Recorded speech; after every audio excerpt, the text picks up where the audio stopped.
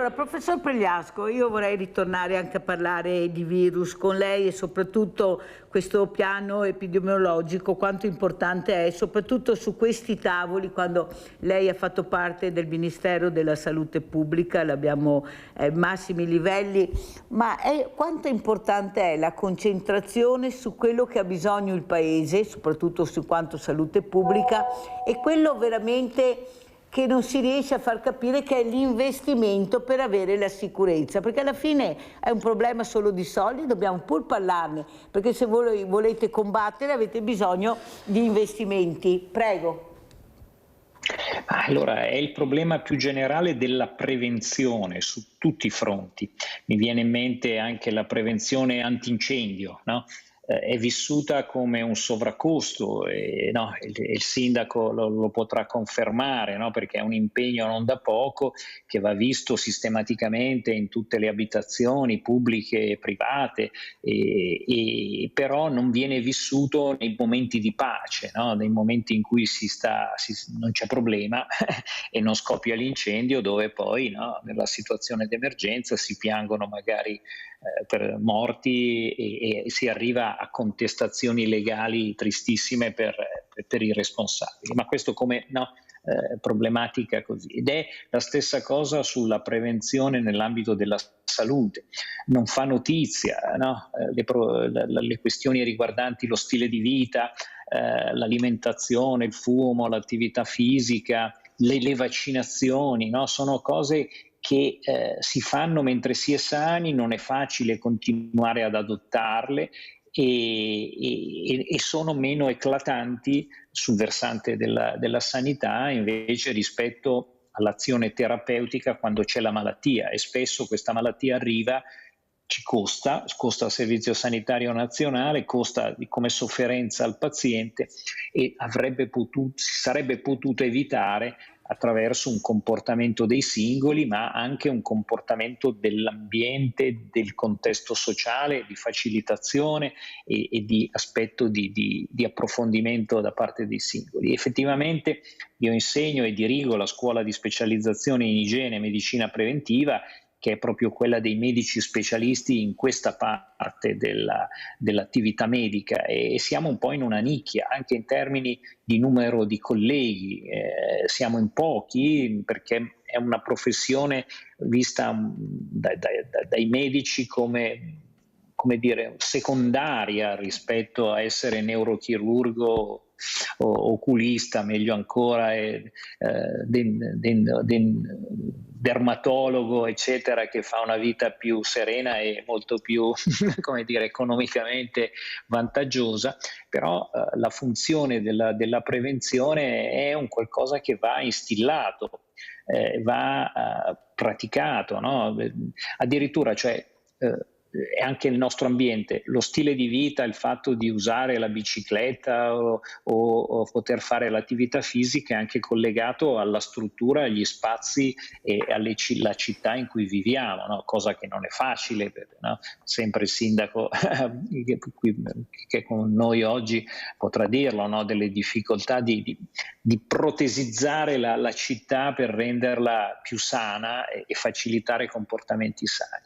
Quindi è una scommessa, purtroppo è insito un po' nell'uomo, no? Questa voglia di non pensare ai problemi quando questi non sono un'emergenza, e lo vedo nell'adesione per esempio ai vaccini, è proprio l'esempio direi principale, no?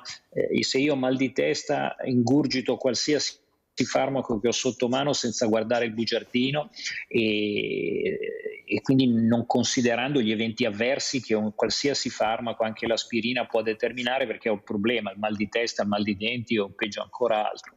Il vaccino invece è un qualcosa da fare mentre si è sani, mentre si ha una valutazione magari della malattia da cui il vaccino protegge, magari non è così grave, o comunque pensare ma tanto a me non capita. e quindi perché mai devo vaccinarmi, e poi pensare in modo eccessivo, no? L'esempio del Covid, ma anche il vaccino contro un morbillo ha subito le stesse cose, chissà che cosa mi capiterà, e quindi una sfiducia anche nella ricerca scientifica e nella scienza. Quindi questa è un po' la scommessa del futuro, visto che comunque sia in Italia e in Europa abbiamo una speranza di vita veramente notevole comunque, perché siamo a 84-85 anni di speranza di vita per un nato oggi, e sono valori che tra l'altro come Italia sono superiori ad altre nazioni, però purtroppo spesso questi anni di vita non sono veri anni di vita, cioè di malattie cronico-degenerative, di danni psicologici, neurologici, che anche qui in quota parte potrebbero essere preservati se facciamo singoli noi, ma anche le istituzioni ci facilitano nell'adozione di stili di vita adeguati. Senta, professor Pregliasco, quello che delle volte si sente è: ero in ospedale, ho avuto un'operazione e ho preso un batterio, un virus, nessuno sa delle volte neanche spiegare cos'è la differenza. Ma non le sembra che in questi ospedali dovrebbe di rigore esserci la massima sicurezza? Ad esempio, il problema delle mascherine e del lavaggio delle mani. Allora, ci sono ospedali che adottano dei sistemi, altri ospedali che ne adottano altro, ma l'igiene e la profilassi non dovrebbe essere di rigore in tutti gli ospedali e valere per tutto. Io sono dell'idea che in ospedale, mi scusi professor Pregliassi, dovrebbe usare la mascherina, specialmente ecco, perché c'è un afflusso di persone. Delle volte io l'ho detto anche a qualche direttore generale, ho detto: guarda che è impossibile, ecco, andare in questo reparto e trovarsi in queste condizioni. Allora, cos'è la regola dell'igiene e profilassi per cercare anche di combattere? Perché quando ti prendi un batterio mica così semplice, che non è un virus, è tutta un'altra cosa, ma ancora non si sa, perché non lo spiega mica nessuno, devi andare dal medico di famiglia e dire: scusa, cos'è questa cosa? Anche l'informazione, quanto importante è, professor Pregliasco? Allora, in ogni ospedale c'è una grande attenzione, o comunque è uno delle problematiche dell'ospedale, e purtroppo è importante anche raccontare ai pazienti, ai cittadini, che non riusciamo ad azzerare queste infezioni correlate all'assistenza, perché sono sempre state un problema nel passato. Se ci ricordiamo Manzoni, insomma, no?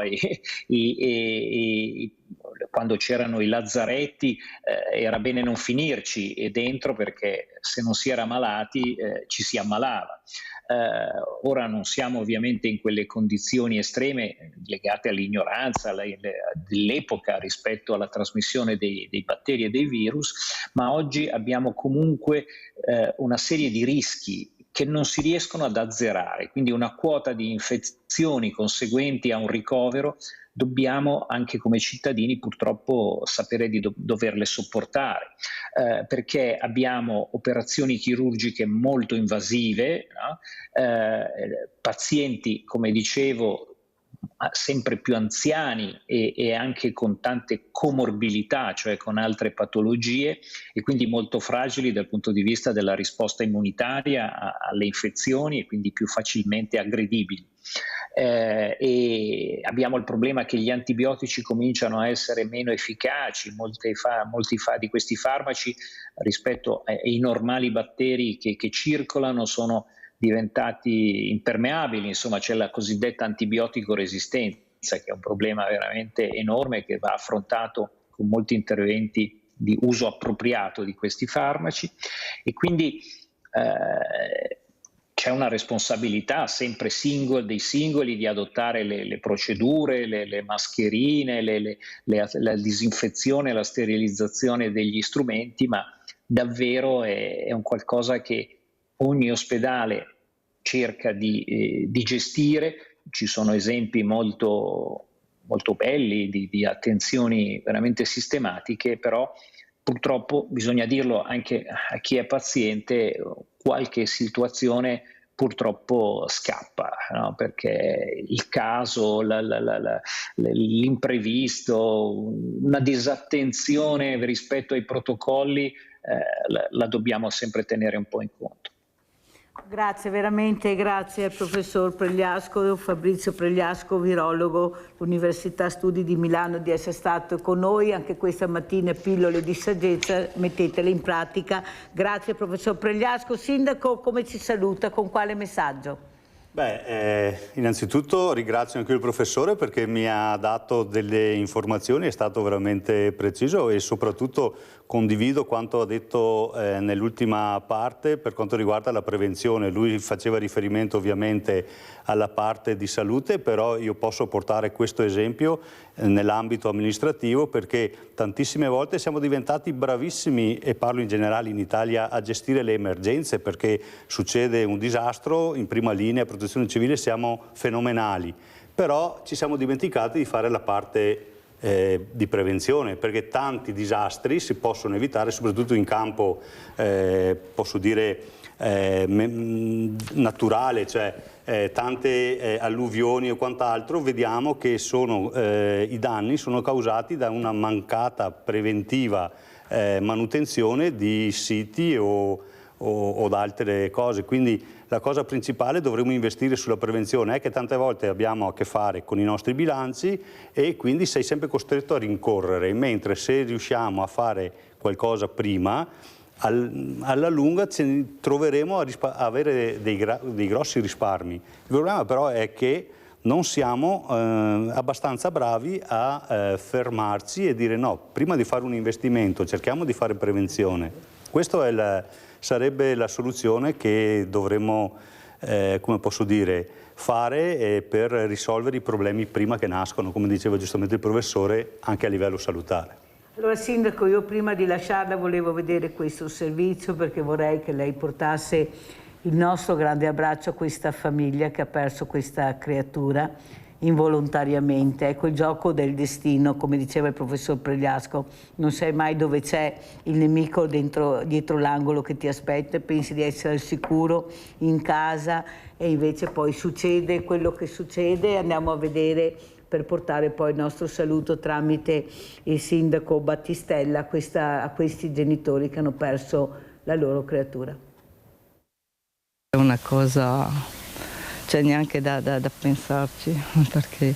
Voi adesso state tutti pregando, facendo il tifo per questa bambina? Beh, certo, anche questa mattina sono appena tornata dalla messa e ho pregato per lei. Il prete l'ha ricordato, certo. E pregheremo anche adesso, sicuro. È una comunità sconvolta quella di Loria, che prega e si interroga su un incidente tanto terribile quanto assurdo, quello che ha ridotto in fin di vita una bimba di appena 18 mesi, mentre la piccola nella notte è stata sottoposta a un delicato intervento chirurgico all'ospedale di Padova, dove resta ricoverata in condizioni gravissime in terapia intensiva pediatrica. Il trattorino guidato dal padre che l'altra volta è stato posto sotto sequestro. C'è un telo di nylon a coprirlo, tutto intorno un silenzio fatto di shock e attesa. Di fatto un dramma familiare sul quale sono chiamati a fare piena luce i carabinieri, che già hanno sentito informalmente i genitori, 31 anni il papà, 29 la mamma. Entrambi si trovavano in giardino. Con loro pare ci fossero nelle vicinanze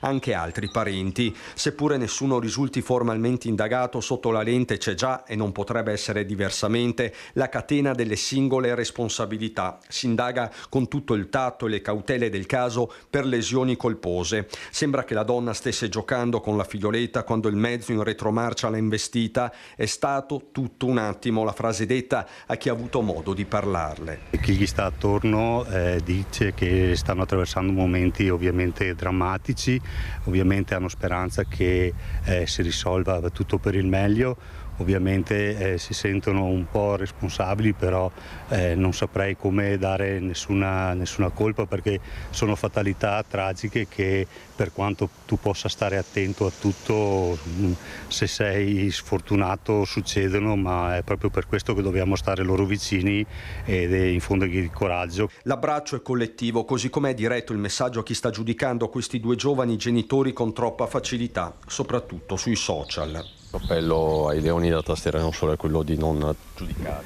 Ma assolutamente no, cioè, io conosco personalmente la famiglia, i genitori, sono genitori, dire per bene è dire poco. Intanto si guarda all'ospedale di Padova e a ogni singolo flebile segnale. Abbiamo pregato perché si risolva tutto per il meglio, perché abbiamo bisogno anche di questi piccoli, chiamiamoli miracoli, per chi almeno ci crede. Allora non era questo il servizio, era un altro, che purtroppo quello che dicevo io, la bambina è morta. Questo invece sembra vero sindaco che ce l'abbia fatta. Pensate ai miracoli che riescono a fare in questo caso. Un abbraccio invece all'altra famiglia che purtroppo non è riuscito a salvare questa creatura, sempre purtroppo da parte del papà. Non c'è niente da fare, è successo. Sindaco, cosa ci vuole dire di questa bimba che mi sembra stia recuperando anche bene, sì, grazie a questi medici, vedete? Sì, grazie a Dio e grazie soprattutto ai medici dell'ospedale pediatrico di Padova.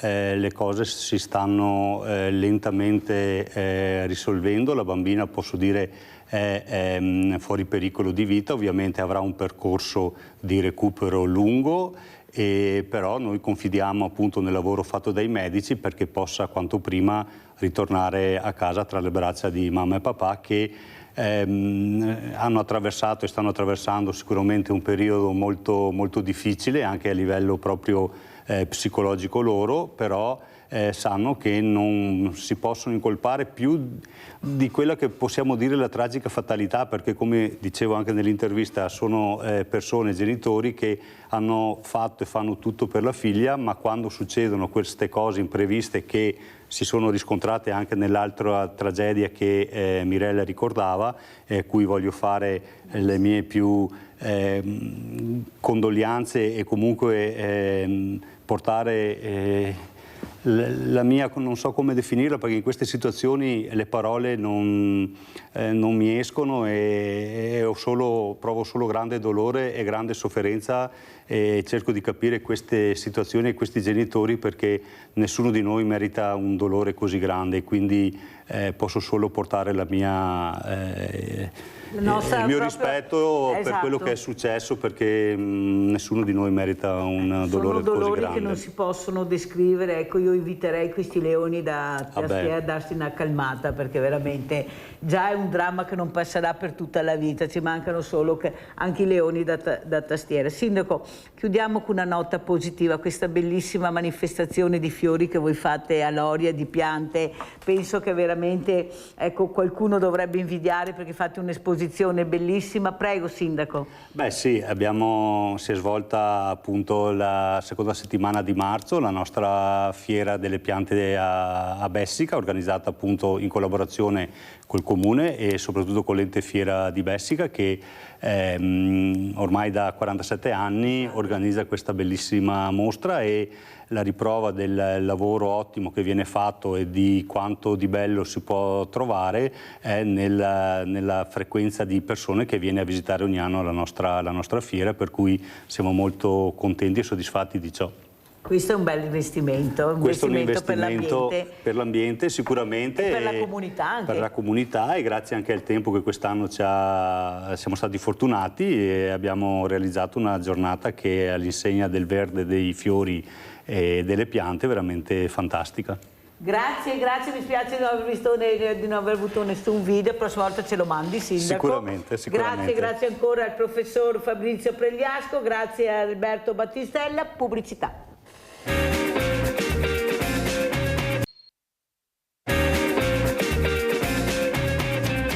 Ringrazio Erika Anzanello, assessore alle attività produttive, anche imprenditore a Mansuè. Grazie, veramente buongiorno a tutti i telespettatori. Anzanello di essere con noi. Saluto anche Carlo Molinari, scrittore, poeta. Buongiorno Molinari, grazie anche a lei.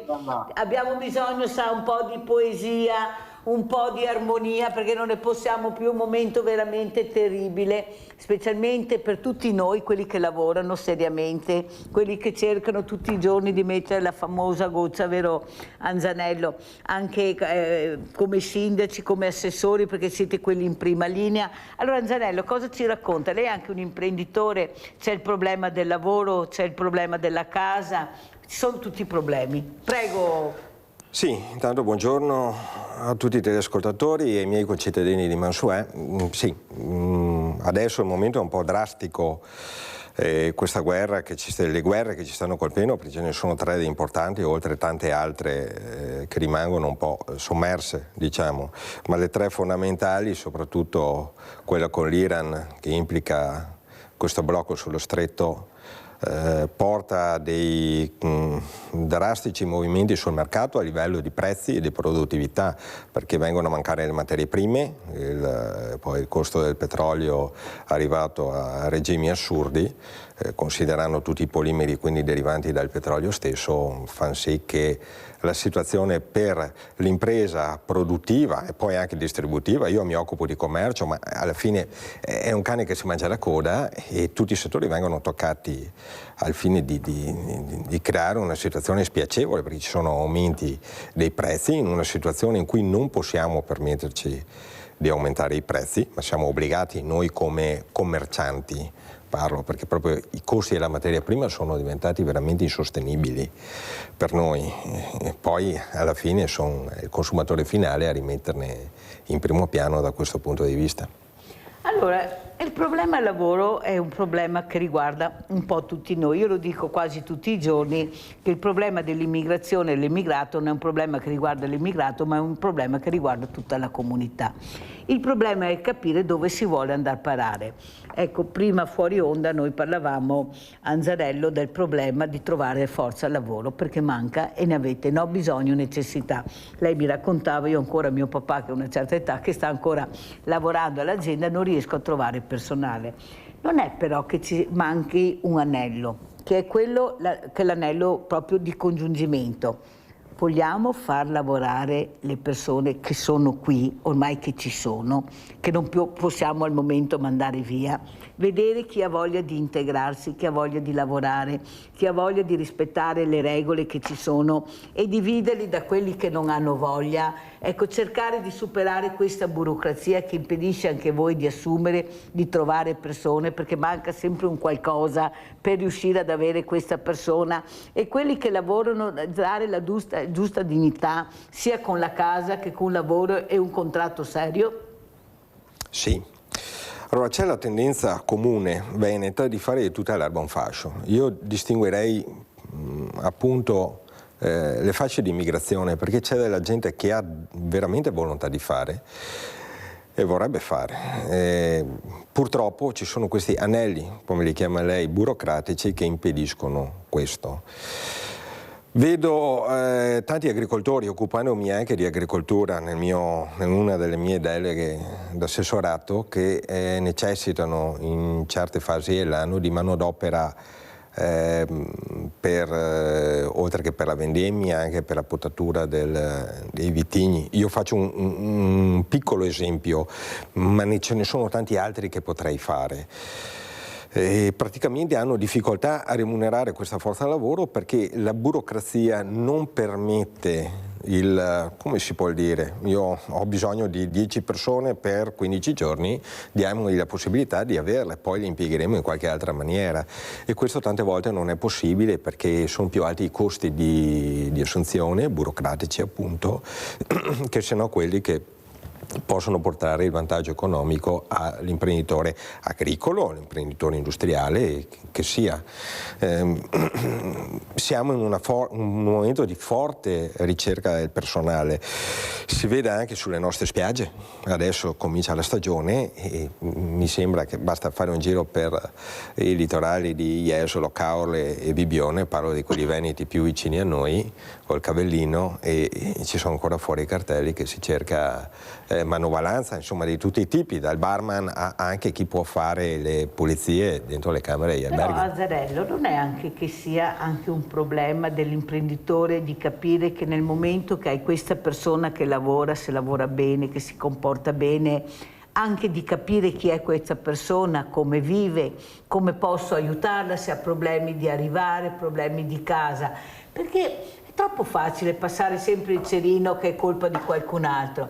Non è che anche l'imprenditore, visto i numeri che abbiamo e le esigenze che abbiamo, deve fare un po' più di squadra e cercare di capire che non si può continuare a non vedere che c'è il caporalato, allora, non si può non vedere, sì. Li vediamo perché abbiamo fatto anche noi le interviste, come vivono queste persone. Prima ha chiamato un signore, adesso mi sfugge il nome ma dopo lo trovo, che ha detto: ma diamo delle abitazioni, ci sono queste casette, questi prefabbricati, nel momento che hai bisogno si fanno in altre parti perché noi non lo facciamo. C'è sempre la paura di investire, di perdere qualcosa, però lo chiedo anche al nostro Carlo Molinari, ecco, la sensibilità dell'imprenditore. Ecco, io lo dico tutte le mattine, speriamo che qualcosa cambi, ecco, che una volta faceva la casa vicino alla fabbrica, aveva cura dell'operaio, capiva l'importanza dell'operaio. Adesso sembra che l'operaio sia l'ultima ruota del carro, ma chi se ne frega di come vive, chi è, di cosa ha bisogno.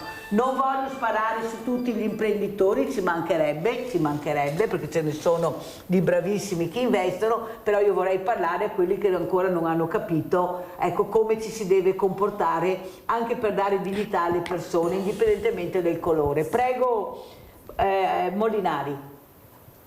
Sì, buongiorno ancora Mirella, buongiorno ai telespettatori. Certamente è un discorso, è un argomento molto scottante questo. Io penso nel mio piccolo che l'imprenditore dovrebbe cercare di andare incontro per quello che gli è possibile, naturalmente, e da un punto di vista umano e da un punto di vista contrattuale, a quelli che sono gli ipotetici lavoratori. Quindi non solo conoscere la persona in sé, la sua storia, cosa cerca da questo lavoro, ma dare loro, compatibilmente con le possibilità contrattuali, la possibilità di avere anche uno stipendio equo, perché io percepisco un po' a pelle che tante persone smettono di lavorare o non cercano lavoro perché non hanno garanzie sufficienti. O magari vengono loro proposti contratti di 6 mesi o di 3 mesi addirittura, perché ho sentito e ho letto anche di questo, e certamente un giovane non può essere propenso a un contratto di 3 mesi quando saprà che fra 3 mesi dopo l'estate si ritroverà al punto di partenza, quindi ancora a terra in mezzo a una strada, si fa per dire, a cercare un lavoro e a costruirsi un po' specialmente se vuole costruirsi poi una famiglia. Abbiamo in linea, chi è in linea? No, è caduta la linea. Allora, quello che volevo capire però, Anzanello, è che ad esempio a Jesolo, sindaco di Jesolo, ha capito veramente il problema della casa, tanto è vero che stanno cercando di trovare delle soluzioni abitative, perché con gli affitti che ci sono, cioè se uno prende anche i 2.000 o 3.000 euro ma poi ne paga 1.500 solo per l'affitto, l'alloggio, non si va da nessuna parte. Non è che forse bisogna iniziare a fare proprio la squadra e capire cosa c'è nel territorio, come posso aiutare, a fare dei consorzi come si faceva una volta, perché c'è questo, io ho le carte di questo. Il problema è che nessuno vuole fare squadra, tutto mio, solo mio, e così non andiamo da nessuna parte. Manca la forza lavoro, le persone ci sono ma devono rimanere là in condizioni anche precarie. Non a caso il prefetto di Treviso adesso ha fatto un bando, farà un bando per dare la possibilità alle associazioni di volontariato e non più alle cooperative di gestire queste caserme, questa accoglienza degli immigrati. Non so se funzionerà, però qualcosa bisogna pure iniziare a fare, soprattutto a fare squadra. Prego. Sì, anche qui bisognerebbe ragionare un po' sul sintetico, perché ci sono tanti neoimprenditori che aprono delle nuove attività, sempre a livello ristorazione. Io vedo un caso, mi è successo di un mio cugino giovane che mi chiese nei giorni scorsi una mano per trovare un'occupazione su Caorle. Io ho molti amici lì che hanno dei ristoranti e bar E tutti però mi dicevano: ma questo ragazzo ha l'alloggio, quindi ritorniamo lì. E purtroppo non ce l'ha, viene da Mansoue e dovrebbe farsi la strada tutti i giorni. Questa diventa una cosa impossibile con gli orari della stagione. È il costo della benzina e del gasolio. Al di là della benzina, si finisce alle 2 di notte in stagione e si deve ricominciare presto. Quindi allora forse, anzi senza forse, sono proprio le istituzioni, quindi un premio al sindaco di Jesolo che si sta muovendo da questo punto di vista, perché proprio le istituzioni dovrebbero trovare degli alloggi. Sì, non abbiamo bisogno di regge, perché alla fine l'orario lavorativo stagionale è più lungo delle 8 ore tante volte, quindi non serve un appartamento vero e proprio, magari una stanza e un bagno per agevolare questi che tantissime volte sono degli studenti universitari che cercano di arrotondare, quindi hanno bisogno di fare un lavoro estivo lì fuori degli esami o della scuola superiore in certe situazioni che possa agevolare insomma anche loro e le loro famiglie stesse. Quindi, allora però è anche da dire, Molinari, che bisogna avere una certa sensibilità, perché ad esempio in Friuli Venezia Giulia questa cordata si sta facendo con gli imprenditori, con le banche, ecco, sta cercando di unire le forze per trovare queste soluzioni abitative, perché di questo bisogna parlare, non c'è niente da fare, oltre poi dei contratti, come ha detto il nostro Carlo Molinari, che ci sono dei contratti, non si sa che sindacati siano, perché basta mettersi in 3 o 4, hanno detto la CGL che ho avuto ospite l'altro giorno, e uno fa fare un sindacato e fare dei contratti poi a 3 o 4 o 5 euro all'ora. Il problema è capire se anche nel trevigiano c'è questa volontà di unire le forze, perché mi sembra che qualcuno non stia ascoltando quelli che non vogliono ascoltare, perché abbiamo anche quelli che ascoltano, ma quelli che non vogliono ascoltare, perché non riesci a capire che solo facendo squadra, mettendosi assieme, ecco, dare anche una certa dignità anche al tuo lavoro è importante per queste persone? Prego. Ma certamente facendo squadra e unendo le forze molto viene meglio, mi consente questa bruttissima espressione, ma io vorrei ricondurmi al discorso dell'abitazione. Io mi chiedo, e rivolgo la domanda anche a voi in studio, la gente, i giovani, gli universitari, anche le persone che vengono da altri paesi, sono disposti o non sono disposti a cercare una soluzione abitativa al di fuori della propria città, che quindi comporti il fatto di alzarsi magari alle 4 del mattino del lunedì e tornare alle 10 di sera del venerdì sera? Fermo Molinari, fermo. Allora io sono disposto a alzarmi alle 4 del mattino, ma se ho la corriera che passa e devo andare a prendere il treno a un altro paese perché non ho neanche la ferrovia, come vado al lavoro anche se ho voglia di alzarmi, visto la mobilità e le infrastrutture che mancano? Molinari? Bravissima, ha toccato un punto importantissimo, perché mancano anche e soprattutto le strutture, perché tanta gente, io li vedo anche a Milano, si muovono o col monopattino, o conosco delle persone dignitosissime del Sudafrica e dell'Africa che alle 4 del mattino partono a piedi e vanno a farsi 2-3 chilometri per arrivare nella zona industriale di Conegliano, lavorare e poi tornare a casa alle 9 di sera. Quindi tutto dipende molto dalla volontà del singolo della persona. Sarà anche volontà, però bisognerà anche capire che di solito non sono 2-3 chilometri, ma sono anche 20 chilometri. Ecco, l'ho provato io, che dovevo andare a prendere questi ragazzi alle 5 del mattino per portarli a Treviso alla stazione, perché sennò non riuscivano ad arrivare, perché non c'era la corriera a quell'ora e neanche poi al ritorno a una certa ora. Perciò c'è molto da lavorare. Il problema è, Anzanello, è anche capire come fare, anche voi che siete in prima linea, perché siete voi che poi vi confrontate con questi tavoli, con queste associazioni. Ecco, cosa si dice nel nostro territorio? Cos'è che la preoccupa di più, Anzanello?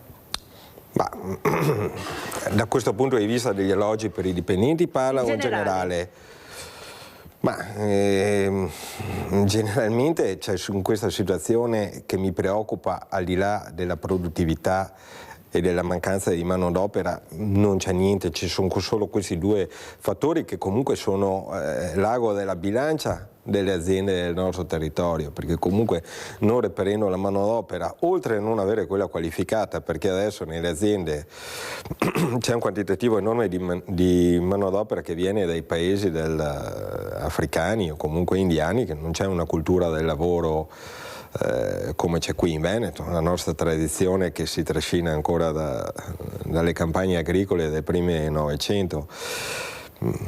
Quindi fortunatamente una gran fetta di questa mancanza di qualità di manodopera è stata sostituita anche dalla produttività delle macchine. Quindi la tecnologia si è migliorata a dismisura, sia nel settore del mobile che della carpenteria, forse nell'edilizia è ancora rimasta al livello principale, al livello primordiale, chiamiamolo così, come si faceva una volta, perché i macchinari non è che sono modificati, quella è la possibilità, la betoniera, la gru e via, e così fai sulla casa, ma sulle catene di montaggio le macchine fanno grande parte di lavoro, quindi l'operaio in esse non deve fare altro che prendere il pezzo, riscatolarlo e mandarlo via, quando la macchina viene programmata per fare quel determinato tipo di lavoro.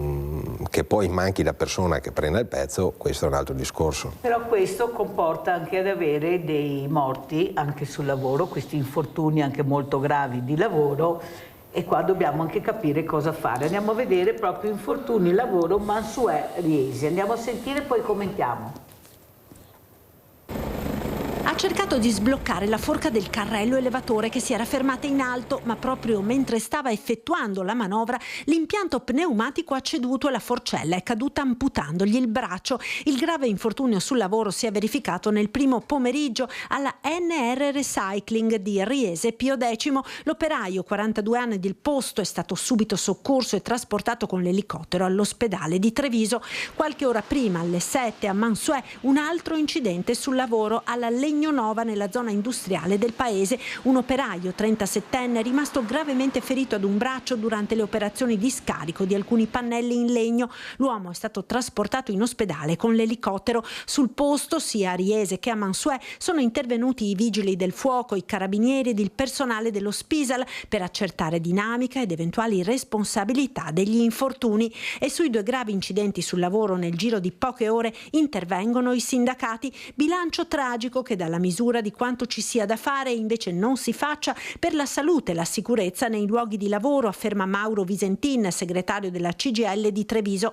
Servono regole più stringenti, controlli ed ispezioni, sanzioni maggiori per chi non rispetta le norme, più formazione a partire dalle scuole, dice il segretario generale della CIS Belluno Treviso, Francesco Ru. Vicinanza ai feriti e nello stesso tempo totale preoccupazione, afferma Roberto Toigo della UIL Veneto, per una situazione che si rivela giorno dopo giorno, ora dopo ora, allarmante nel mondo del lavoro. Allora, sentiamo cosa ci racconta Eric Anzanello. Ecco il problema degli infortuni, abbiamo dei morti sul lavoro che veramente da gennaio a maggio fanno rabbrividire. Cos'è superficialità? A me non mi capita, so bravo, e invece poi capita. E lei parlava prima della professionalità per la manodopera, sì, ho capito io, però non è che muoiono solo quelli che non riescono a lavorare e che non sanno lavorare, ma muoiono anche dei grandi professionisti del lavoro, tanto sono bravo, prego. Bisogna dire quello che si dice di solito, è un attimo, cioè farsi male sul lavoro è un attimo, quindi un attimo di distrazione, la superficialità può portare a questo. Nonostante adesso tutte le industrie e aziende mettano a disposizione tutti i DPI per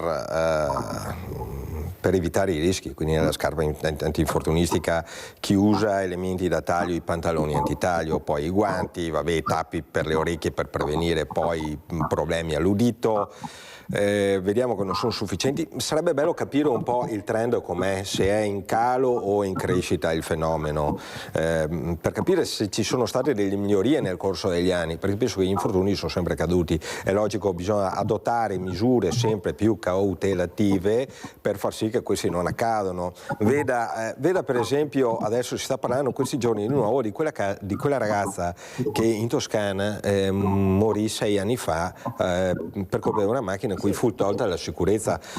Ecco, questa è una cosa da evitare, cioè togliere la sicurezza per avere la velocità nella macchina, nel prendere l'elemento, riporlo, e questo accade, io le dico, lo so per certo che accade anche nelle nostre aziende, qualcuno l'ha fatto in passato, spero non lo faccia più.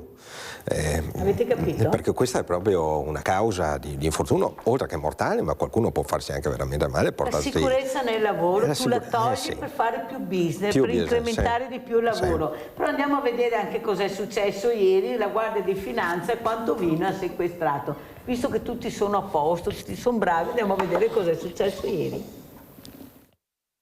Un alambicco, delle cisterne utilizzate per la produzione, 500 litri di grappa e 1500 kg di vinaccia pronta per la distillazione. Tutto sequestrato. È il bilancio dell'operazione delle Fiamme Gialle di Treviso, che hanno scoperto una distilleria abusiva che produceva alcolici per una cantina dell'Opitergino. L'attività nasce da un controllo stradale in cui era stato fermato un veicolo commerciale che trasportava vino privo di etichettatura. Da qui è scattato il controllo della cantina produttrice dei 750 litri di vino irregolarmente trasportato. Individuare e sequestrare oltre a gli 11.000 litri di vino in esubero anche oltre 100 litri di grappa e 50 litri di liquore privo dei contrassegni di Stato e di qualsivoglia etichettatura. I prodotti sequestrati erano nascosti in un magazzino per gli attrezzi. I finanzieri hanno quindi ricostruito la filiera di produzione dei distillati, identificando il produttore sottoposto a perquisizione con la scoperta di 500 litri di grappa e 1500 kg di vinaccia. Il distillatore e il titolare della cantina, quest'ultimo dovrà anche rispondere per le sanzioni amministrative sulle eccedenze di vino rispetto alle giacenze contabili, sono stati denunciati per fabbricazione clandestina di alcol e sottrazione al pagamento dell'accisa sulle bevande alcoliche. Allora, come commentiamo questo servizio? Nel mio territorio va tutto bene, siamo tutti bravi, siamo in regola, rispettiamo tutto, dopo paf, arriva la Guardia di Finanza, i Carabinieri e viene fuori il caso. Questo caso come l'ha vissuto Anzanello, come lo sta vivendo? Io ho ricevuto la notizia ieri, la cosa mi ha fatto sorridere come ora, perché lo trovo una cosa un po' strana per il nostro ambiente. Di solito si sentono queste cose, ma non qui da noi, nel nostro circondario. È strano che ci sia qualcuno che svolge attività illecita, non in regola da questo punto di vista. Tra l'altro stiamo parlando anche di alcolici, quindi superalcolici, tutti le sue tasse del caso, e che lo faccia in maniera così abusiva. Non capisco anche il fine, perché comunque per risparmiare cosa? Esatto. Cioè, qual è il guadagno? Poi alla fine tu produci, se hai un buon prodotto di qualità, lo regolarizzi, lo metti in commercio sul mercato e hai i tuoi utili. Quindi magari per vendere il prodotto a metà prezzo mi sembra un po' assurdo. Non so, 500 kg oggi, 500 kg domani, 500 kg dopodomani, a fine anno i conti sono anche diversi. A parte il danno erariale per lo Stato, per le casse dello Stato, ma io voglio sperare che sia un episodio isolato e che se deve riaccada chissà fra quanto. Cioè, abbiamo già avuto il vino col metanolo. Sì, ma di quando si parla degli anni 80, siamo immuni. Stiamo parlando di 45 anni fa, adesso al giorno d'oggi. Però adesso siamo nel 2026 e è successo. Allora, visto che parlavamo di imprenditori, io volevo leggere questa lettera e commentarla col nostro ospite Carlo Molinari e sentire cosa ne pensa di questa imprenditrice che ha cercato di mettere questa goccia nell'oceano, di dare una settimana, di staccare la spina a questi ragazzi che dormivano per strada, e la lettera che ha scritto a Mirella per poi essere divulgata. Allora, come imprenditrice veneta, anch'io, come l'anonimo imprenditore di Treviso, voglio dare una mano per i lavoratori stranieri senza casa che sono costretti a dormire all'addiaccio nelle nostre città. Molti anni fa, quando andai a lavorare nella Germania del Nord, io stessa ebbi difficoltà ad avere una casa in affitto perché straniera, nonostante fossi europea, avessi un contratto di lavoro e parlassi un po' di tedesco. Noi veneti siamo gente pratica e senza tanti giri di parole. Sappiamo bene che i lavoratori stranieri che ci servono come il pane. Le nostre famiglie ne hanno bisogno per la cura della casa e degli anziani, per portare cibo in tavola con i lavori agricoli e nei ristoranti, per guidare bus e camion. Abbiamo un calo demografico da paura e i contributi di questi lavoratori al sistema pensionistico e alle casse dello Stato ci servono. Vivere insieme a persone di paesi, lingue, religioni e culture diverse non è per niente facile, ma entrambe le parti, se si impegnano, si riesce, giorno per giorno. Affittiamo le nostre case a chi ne ha bisogno, italiani o stranieri. Usiamo i fondi di garanzia per i proprietari case che alcune associazioni stanziano apposta e servizi di mediazione culturale di alcune cooperative per essere sicuri di far capire come si vive in un condominio, come far funzionare il contratto, eccetera. Ci conviene. Molinari, come legge questa lettera, lei poeta, persona sensibile, di questa donna imprenditrice che ha le idee chiare su come si dovrebbe operare? Prego. Ma io sono assolutamente d'accordo, perché sono a favore di una società multirazziale. Noi in Italia non siamo un paese che abbiamo una cultura della multirazzialità come può essere la Gran Bretagna o la Francia o gli Stati Uniti stessi. Comunque io nel mio piccolo in poesia cerco di riunire poeti da tutto il mondo, ecco, ed è quello che stiamo facendo con la nostra antologia internazionale, che sarà a favore di Save the Children. Quindi sono a favore di una integrazione e di una cultura multirazziale, senza ombra di dubbio. Abbiamo Claudio da Marano Vicentino, vai Claudio. Sì, buongiorno a tutti. Buongiorno.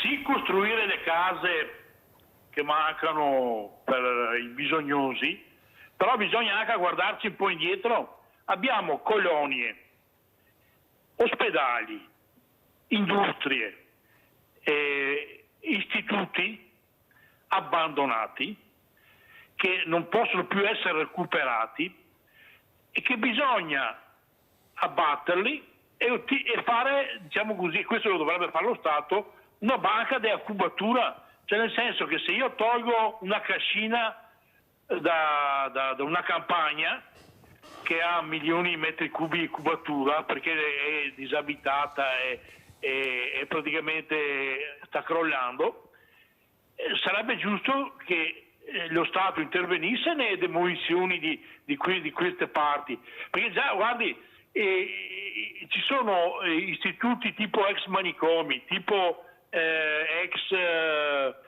diciamo così, centrali che sono in disuso. Cioè c'è un mondo di cubatura che non viene utilizzato, che non è più recuperabile, che però si parla di costruire ancora, e ci teniamo questi stabilimenti diroccati, questi ambienti enormi in disuso. Ci sono addirittura centri commerciali a Bergamo, centro commerciale che era stato aperto nei primi anni 2000, che è già in disuso, già diroccato. Quindi le cubature vanno, diciamo così, se si costruisce da una parte, però ci vorrebbe un sistema dove che se aumento le cubature da una parte le tolgo da un'altra, perché qua abbiamo troppa roba in abbandono, specialmente le colonie. Sono colonie dappertutto che franano, che vanno giù, e sembriamo più un popolo che costruisce da una parte perché vede il campo libero e dall'altra non fa più niente. Cioè, è una cosa, non lo vedo un sistema civile di organizzare l'urbanizzazione, quello che abbiamo in Italia. Buona giornata. Grazie Claudio, lo sentiamo l'assessore, sì, cosa ne pensa di questa telefonata. Allora, del signor Claudio Marano io penso che lui rispecchia la volontà popolare. Però quello che dice lui non è possibile e glielo spiego perché, glielo dico da assessore. Lo vediamo, guardi, le faccio un esempio pratico. Ci terranno tra 2 domeniche le elezioni comunali nel comune di Chiarano, dove risiedo io, risiedono i miei genitori. Lì c'è una diatriba in corso per il recupero delle vecchie scuole elementari, che sono un bel palazzo, dove si potrebbe appunto accomodare gente così. È un esempio, ma se ne potrebbero fare 1000. Il recupero di quella scuola lì, con messa a norma della struttura, di fare serramenti, mettere a posto alcune cose, si parla di un valore di 3,5 milioni di euro. Ok, lo Stato può anche addossarsi, lo Stato, il Comune o chi, gli enti vari possono anche accollarsi queste spese, ma poi sono costi che vanno a ricadere sulla collettività sotto forma di tasse. È importante questo aspetto. Ma se io faccio, come ha detto questo imprenditore che mi ha scritto da Trieste, diversamente giovane, faccio una cordata con imprenditori, banche, ecco, società anche civile che vuole partecipare autonomamente, io non ho il problema di far pesare sulle tasse questa cosa che riesco a ristrutturare. Il signore parlava di Stato. Sì, vabbè, quindi anche se è dello Stato la prendo, cerco di avere la possibilità di prenderla, perché lo Stato mette in vendita anche tante cose delle volte, no? Non per forza dobbiamo fare sempre alberghi a 5 stelle. Questo è un altro paio di maniche. Io parlo che se lo Stato deve prendersi in carico una struttura di sua proprietà comunale, provinciale o di un ente in disuso da qualche parte e deve sostenere dei costi, come pubblica amministrazione costa 3 volte tanto. No, siccome è assessore che abbiamo svenduto il paese, abbiamo venduto delle cose a privati che hanno fatto quello che hanno voluto, sarà il caso di vendere per fare anche qualcosa di utile, perché ricordiamo che lo Stato ha dei beni che sono stati lasciati da imprenditori, da anche grandi facoltosi per la comunità, non per fare qualcosa che tu vuoi per avere visibilità e prendere subito qualcosa che non investi. Ecco, io vorrei che queste cose lasciate per la comunità venissero ristrutturate e date alla comunità, perché questo non si sta facendo. Maurizio da Conserve, vai Maurizio. Ciao Mirella, buongiorno ai tuoi ospiti. Ciao. Io vorrei rispondere al poeta, al signor poeta. Molinari. Okay? Al signor Molinari. Allora, caro signor Molinari, da che mondo è mondo, l'idealismo suo che ha lei, che ha detto che è a favore di dell'integrazione.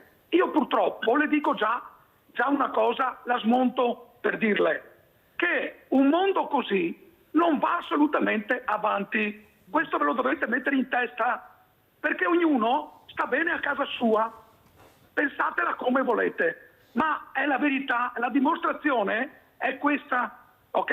Troppo globalismo e i signorini sinistri che hanno fatto sta cosa stanno portando allo scatafascio tutto il mondo.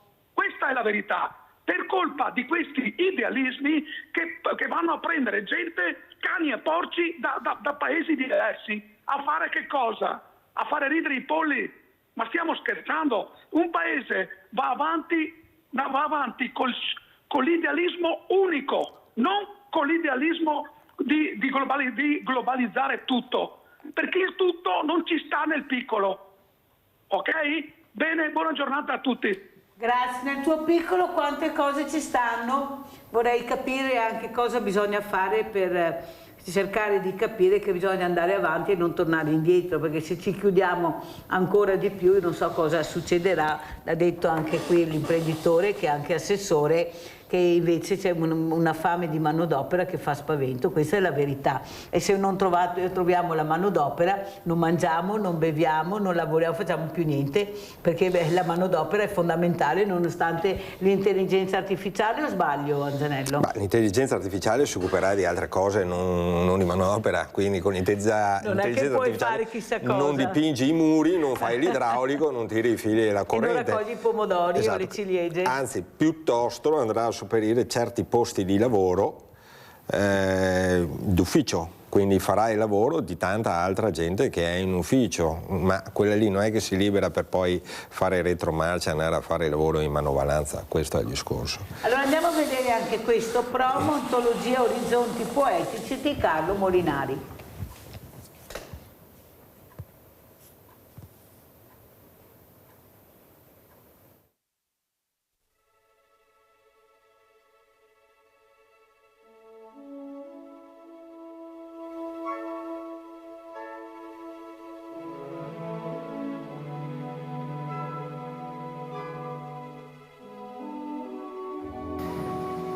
Un caro saluto a tutti voi da Carlo Molinari, sono il fondatore di Poeti 2000 International, un movimento poetico internazionale online presente su Facebook, Instagram e YouTube, che ha lo scopo di promuovere la poesia ad ogni latitudine e quello di radunare il più alto numero di poeti possibili provenienti da ogni parte del mondo, proprio per promuovere la poesia e portare l'arte un po' in giro per il mondo.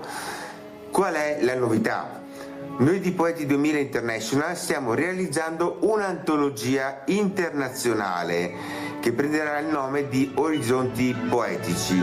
Potranno partecipare tutti i poeti che lo desiderano gratuitamente e entro il 5 giugno 2026 basterà inviare 3 poesie edite o inedite a poeti2000italia@gmail.com e un breve curriculum. Ad ogni modo potrete trovare tutte le indicazioni, tutte le istruzioni e il bando completo in 4 lingue: italiano, inglese, spagnolo e greco. Su Google, digitando Poeti 2000, troverete tutto quello che vi serve. Allora, il ricavato sarà devoluto a Save the Children, ONG per la cura e il soccorso dei bambini nei paesi in guerra e comunque delle popolazioni che hanno bisogno sia nei paesi in guerra sia nei paesi di sviluppo. Quindi vedete che con l'arte e nel nostro caso con la poesia possiamo contribuire anche noi nel nostro piccolo a creare una cultura di pace, di fratellanza e di solidarietà, e quanto ne abbiamo bisogno. Tutti lo sappiamo, tutti ne siamo più che consapevoli. Orizzonti Poetici, la nostra antologia internazionale, sarà online su Amazon, quindi dai primi di giugno, e sarà acquistabile anche in libreria su ordinazione. Quindi se volete partecipate gratuitamente, numerosi, scrivendo e inviando le vostre poesie a poeti2000italia@gmail.com entro e non oltre il 5 giugno. La nostra antologia sta andando avanti, sta crescendo, ci sono sempre più poeti che partecipano da varie parti del mondo. Aspettiamo voi, e aspettiamo voi anche se non siete poeti e poetesse, per i vostri acquisti, per contribuire anche voi a realizzare questa piccola ma importante iniziativa a favore di Save the Children. Con l'arte, con la poesia possiamo fare del bene. Grazie a tutti dell'attenzione e un caro saluto da Carlo Molinari. Abbiamo Carlo Molinari che si è scollegato, che doveva andare via, e abbiamo Aldo da Castelfranco. Vai Aldo. Sì, buongiorno Mirella, buongiorno agli ospiti.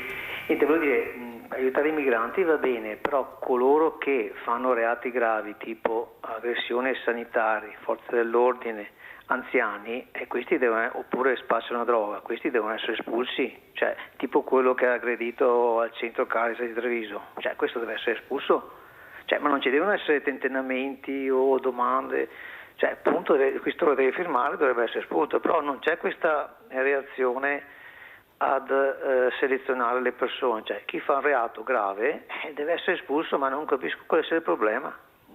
Hai fatto bene Aldo. Si aiuta i migranti, quelli che vogliono lavorare, che vogliono rispettare le nostre regole, ma la cosa è semplice, però non si capisce, perché. Hai ragione, hai proprio ragione Aldo, ti ringrazio. Ecco, Assessore, sì. Come rispondiamo? Ma io condivido appieno il signor Aldo, quello che ha detto, Aldo da Castelfranco. Sì, noi abbiamo bisogno di forza lavoro, per questo ci serve l'immigrazione, non ci servono delinquenti, perché i delinquenti abbiamo già i nostri da dargli dietro, quindi quelli degli altri si ritengano gli altri. Sono io a favore della immigrazione qualora ci siano questi casi, quindi abbiamo bisogno solo di lavoratori, il resto non ci serve e l'immigrazione non controllata può portare solo danno ai nostri giovani, alle nostre famiglie, al nostro territorio, quindi solo forza lavoro e su questo bisogna insistere. Però dobbiamo anche mitigare un po' la rabbia e la cattiveria, perché questi ragazzini che hanno ucciso quel ragazzo che stava andando a lavorare 15-16 anni, ecco, lei era una persona che si stava integrando, aspettava 2 bambine e l'hanno ammazzato in una maniera violenta, e sono italiani, sono i nostri, con questa rabbia, con queste famiglie disagiate, questi ragazzini che sono fuori alle 3-4 del mattino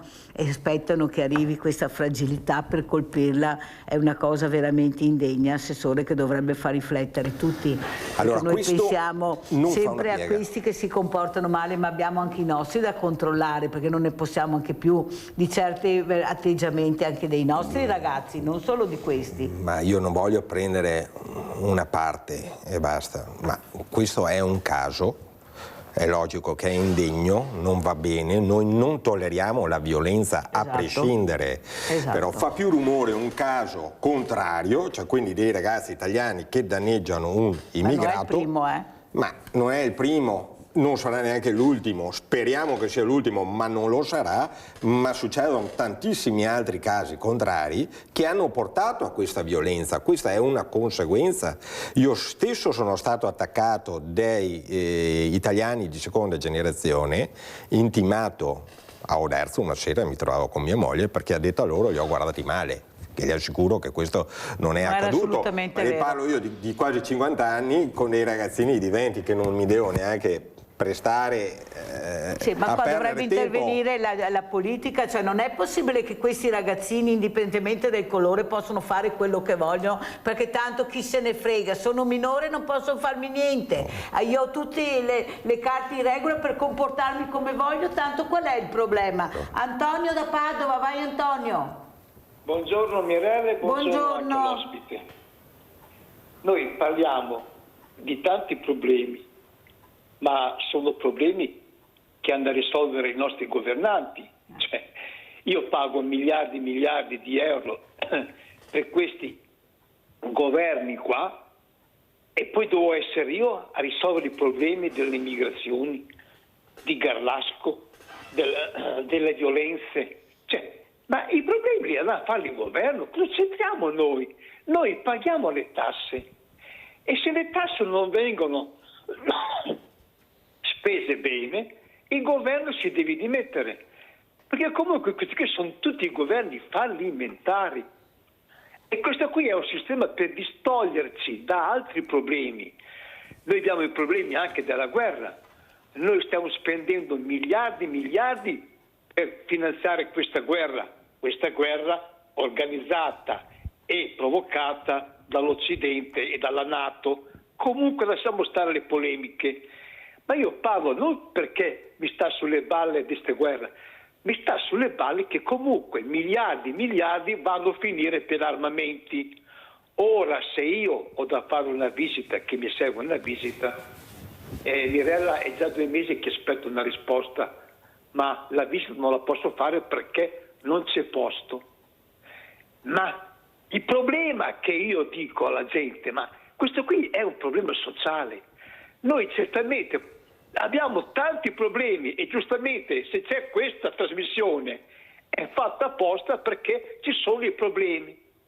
Ma quello che noi diciamo in televisione qua con i vostri programmi viene recepito a Roma, un cavolo, niente. Noi ci parliamo addosso ma non si risolve mai niente e purtroppo dico è ora, come giusto il programma Sveglia Veneti, non Sveglia Veneti, svegliatevi italiani. buongiorno e grazie. Grazie caro Antonio. Guarda Antonio, che rispetto una volta dove il cittadino non parlava, mi non ho combatta, non ho paura, invece adesso inizia a parlare il cittadino, a esprimere, qualcosa arriva. Il problema ecco che vogliamo anche che la politica, oltre a parlare, magari anche per slogan, invece agisca. Assessore, noi abbiamo bisogno che la politica agisca per il bene di tutta la comunità, perché è un problema anche la sicurezza che sta diventando un grande problema. Andiamo a vedere emergenza minori, alcol e droga.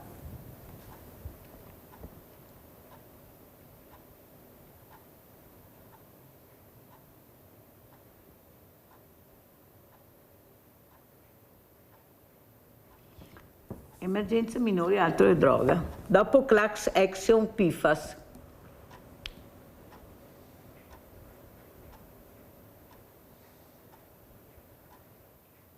Arriva una nuova stretta a Bassano contro la somministrazione di alcol ai minori di 16 anni. Grazie ai maggiori controlli della polizia locale succede che qualche esercente, annusato il pericolo della sospensione della licenza, decida di chiudere per ferie prima di essere raggiunto da un provvedimento. Noi siamo convinti che determinati luoghi che già sapevamo discutibili vanno monitorati e ci mettiamo a far noi il posto fisso di vigilanza per permettere all'esercente di mollare l'osso, perché per noi la cosa fondamentale è togliere la possibilità a questi signori di fare affari con i minori. Sta diventando sempre più importante anche la collaborazione dei genitori. Quello che non pensavamo, abbiamo anche l'alleanza diciamo, di alcuni genitori che cominciano a rendersi conto della gravità della situazione e che ci coinvolgono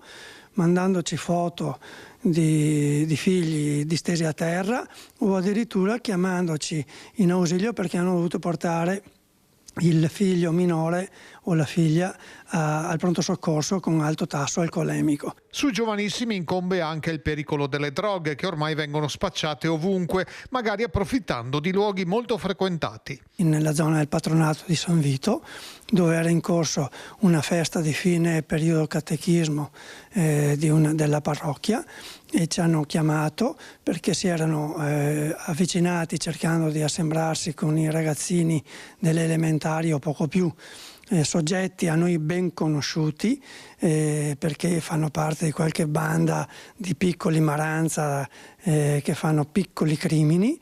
E in questo caso siamo arrivati tempestivamente. Si tratta di una decina di ragazzi, uno solo dei quali maggiorenne, trovati in possesso di stupefacenti e noti anche per le loro scorribande al centro studi. Ci aspettiamo dei provvedimenti adeguati per poter allontanare almeno i registi di queste piccole bande, allontanarli al territorio bassanese.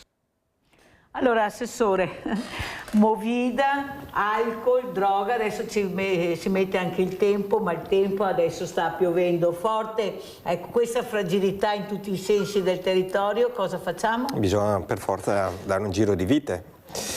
Più attenzione da parte delle istituzioni, soprattutto alla famiglia, perché poi è da capire un po' se questi giovani, consumo di alcol, consumo di droga, come si procurano i soldi per fare questo?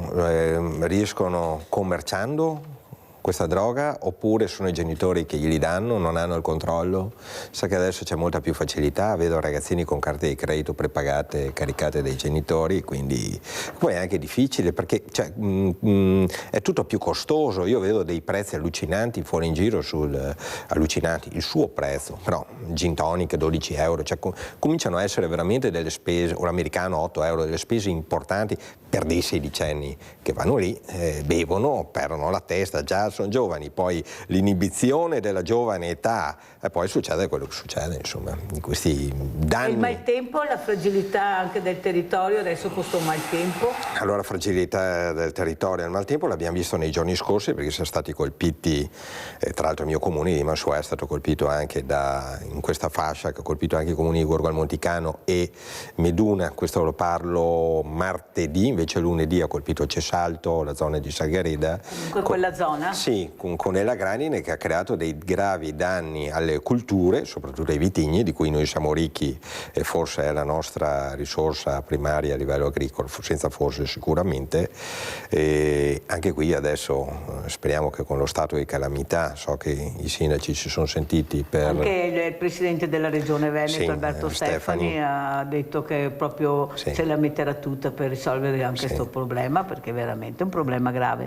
Che purtroppo ogni anno si ripete e sempre più spesso. Fa strano vederlo al 12 maggio che accada, perché di solito succede a estate avanzata con temperature più calde. Vederlo il 12 maggio ci fa pensare che se andiamo incontro a un'estate torrida può accadere 2, 3, 4 volte, oltre ai danni alle culture, anche alle case e a macchine e vetture parcheggiate. Ho proprio ieri un signore, io sono un pilota di droni a tempo perso, mi ha chiesto un'ispezione col drone a vedere i pannelli solari come mi sono ridotti, quindi questo problema è la grande. Allora, questi droni possono girare tranquillamente, si può fotografare, ci vogliono dei brevetti, delle autorizzazioni? Io ho i 3 brevetti A1, 2 e 3 che permettono di volare nelle zone consentite da D-Flight, quindi dall'ente preposto. Ci sono delle zone consentite, non è che possono girare dappertutto. Certo che no. Non è che uno si prende il drone e dice adesso vado a vedere come funziona. Assolutamente no, e ci sono sempre più restrizioni. Per dire, qui dove c'è l'aeroporto piccolo di Salgareda, quello di ultraleggeri, non si può volare perché il drone può disturbare le frequenze degli aerei o portare dei danni. In prossimità di elicotteri, sempre per stare attenzione, c'è l'elicottero lassù che gira, non puoi volare, quindi è un hobby che va usato in determinate situazioni e i brevetti servono proprio per questo, per dare le istruzioni necessarie per l'utilizzo. Ripeto che l'abbiamo anche usato, abbiamo fatto anche un servizio qui quando Antena 3 è venuto il suo collega Cristian Garboit a farlo sull'ispezione del Prediga di Mansuè per vedere dove gli ecovandali buttavano l'immondizie, insomma, dall'alto. Senta, Assessore, il Presidente Alberto Stefani della Regione che ha messo il sociale, la sicurezza del territorio in primo piano, cosa direbbe, cosa chiederebbe al Presidente della Regione Alberto Stefani in questo momento anche di calamità naturale? Bisogna attenzionare il problema, perché in una regione prettamente rurale come la nostra, dove l'agricoltura occupa in grande scala la produttività appunto della regione, bisognerà attuare delle forme. Abbiamo adesso, per dirle, e questo può tornare anche utile in preventivo, di fare un incontro nel nostro comune di Mansuè con dei meteorologi, con degli assicuratori, con gente che possa un po' dare delle spiegazioni sul tema, perché proprio è sempre più... Diventa un problema. Diventa un problema. Cambiamento climatico sta diventando veramente poi vedo un problema. Che anche qualche assicurazione è anche ostile adesso a assicurare, quindi andando avanti, se si ripete, sarà veramente un grosso problema. Grazie a Erika Anzanello, assessore alle attività produttive, imprenditore a Mansuè, ha tante cose, tanti problemi, anche qualche hobby, avete sentito, per trovare anche un momento di staccare da spina, vero Assessore, che è fondamentale. Comunque auguri e buon lavoro. Pubblicità. Grazie.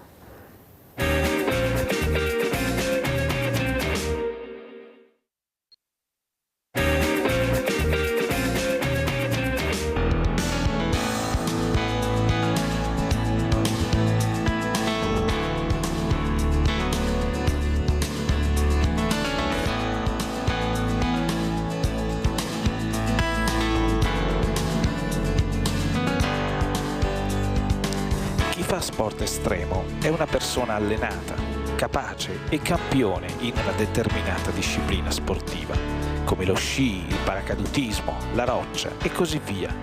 E questo atleta non fa altro che trasportare questa sua preparazione quotidiana in situazioni più impegnative e difficili, che affronta con gli stessi mezzi abituali, magari solo un po' più sofisticati, dove la bravura è anche nel calcolare e prevedere il rischio.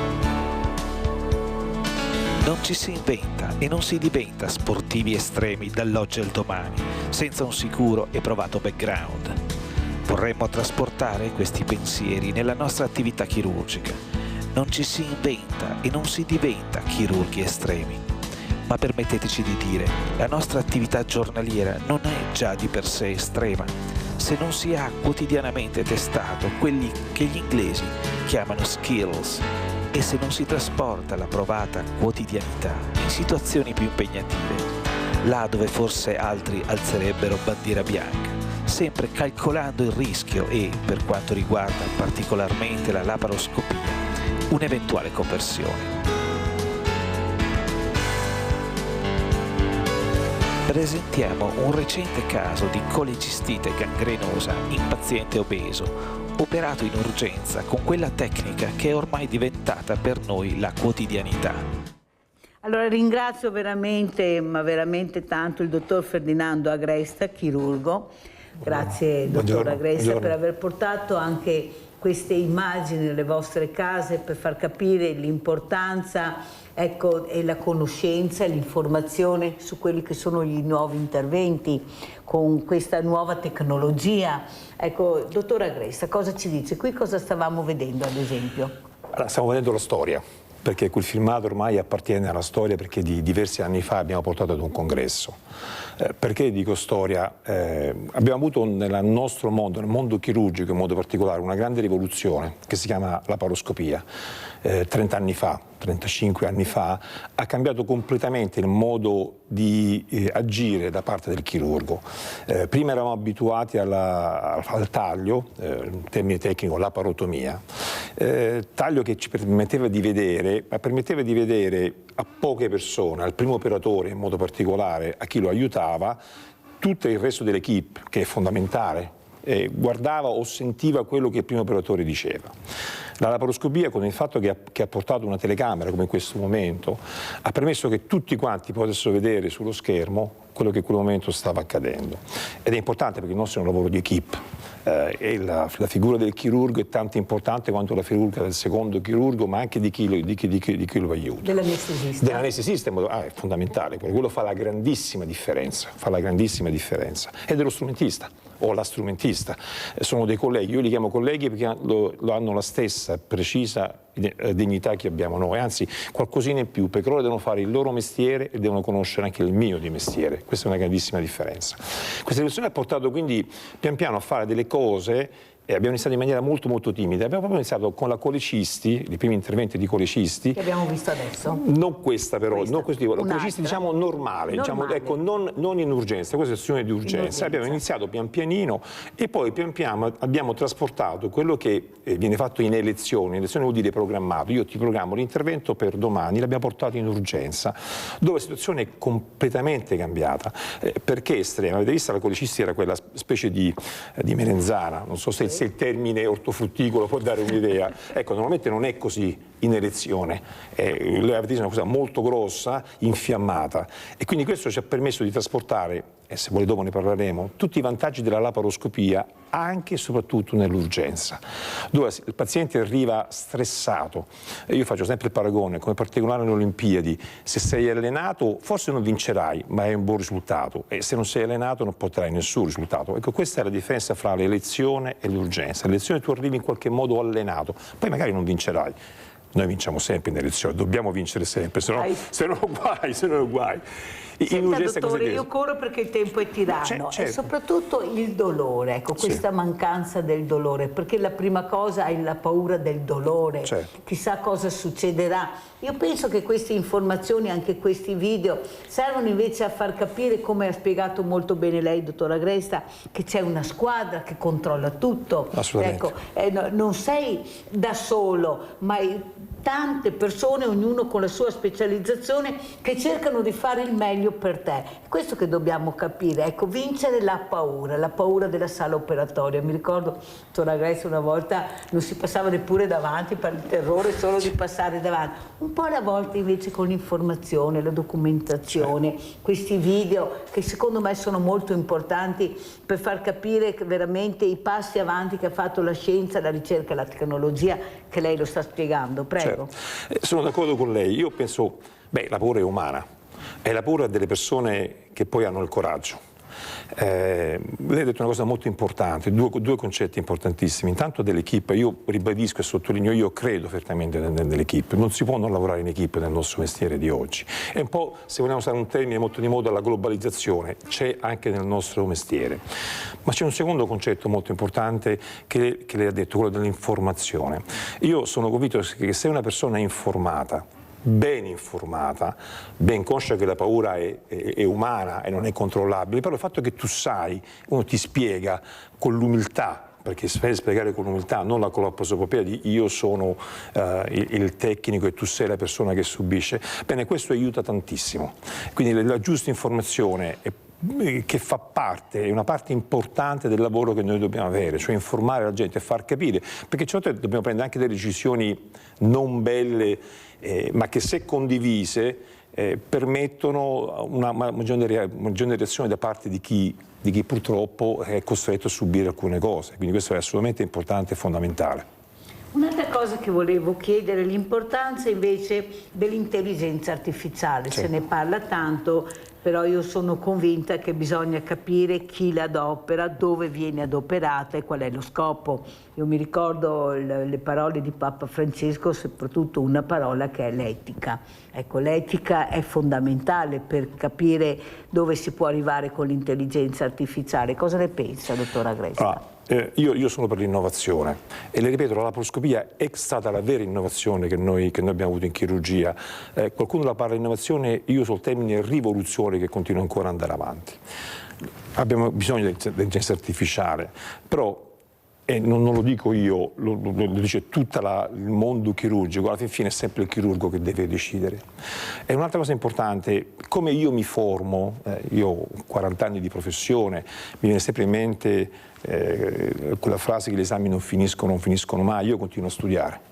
Onestamente continuo a studiare e devo studiare. Bene, anche l'intelligenza artificiale deve continuare a studiare e siamo noi che insegniamo l'intelligenza artificiale. Quindi se noi diamo all'intelligenza artificiale informazioni sbagliate, e purtroppo può capitare, e lei sbaglia, ma la colpa non è dell'intelligenza artificiale, delle informazioni che noi diamo. E questo è un concetto molto importante anche di etica, perché noi pensiamo che qualcuno che può fare il nostro lavoro è sempre l'uomo fin fine, l'ultima parola è sempre soltanto dell'uomo, il famoso bottone lo spinge l'uomo, non lo spinge l'intelligenza artificiale. L'ha detto anche il professor Gerosa, qua io ho avuto ospite anche diverse volte, alla fine è sempre l'uomo che decide come adoperare questa intelligenza artificiale, soprattutto anche quello che ha detto e sta cercando di fare il professor Gerosa, adesso è diventato appunto importante funzionario della regione, aprire gli ospedali ai giovani.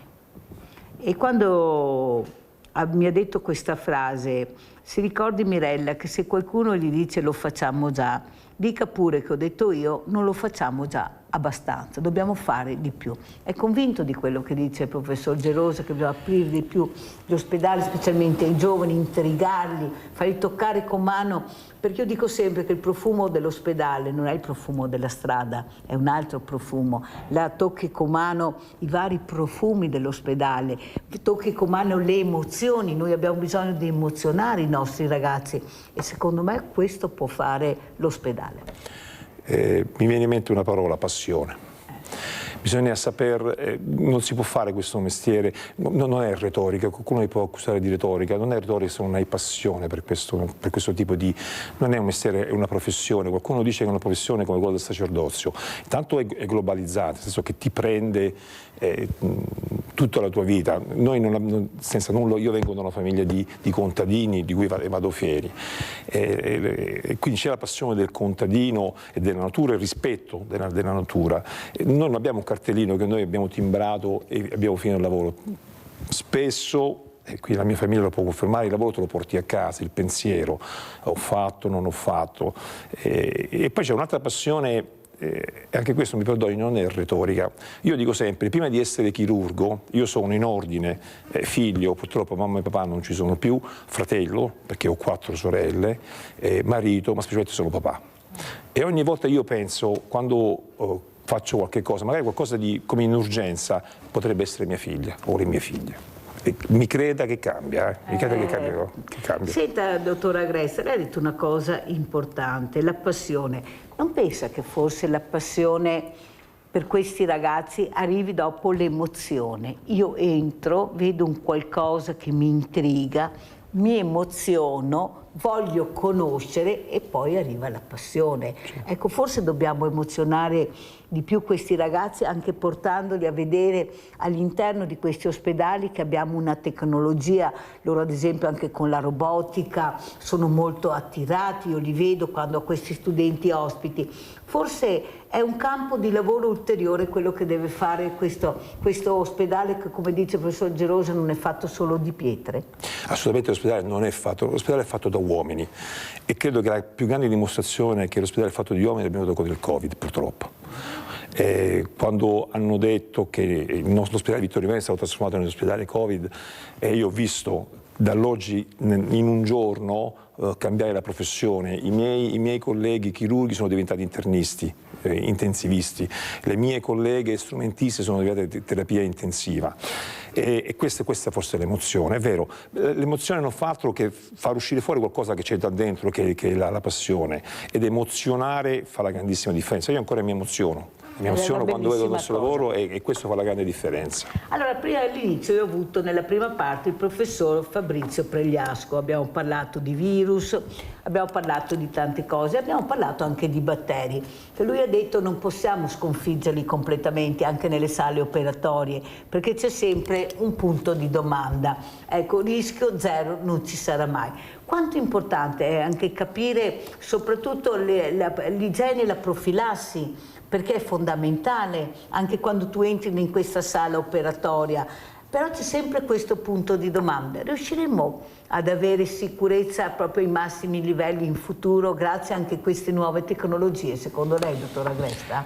Allora, sì, è quello che noi dobbiamo fare e che noi facciamo ogni giorno. Per noi la sterilità in sala operatoria è obbligatorio. È ovvio che purtroppo la possibilità, il 100% in medicina e chirurgia non esiste. Io dico sempre, quando qualcuno dice 100% del risultato, dubitate, vuol dire che non fa il medico, non fa il chirurgo per quanto riguarda la mia professione. Però noi sappiamo, conosciamo delle regole che noi rispettiamo, come per esempio la preparazione all'intervento chirurgico, sia del paziente ma anche nostra. Quando noi entriamo in sala operatoria abbiamo delle regole comportamentali che noi dobbiamo assolutamente fare. Può essere banale, il lavarsi le mani fa una grandissima differenza, il modo di vestirci. Io ho una mia abitudine, per esempio, mettere i guanti.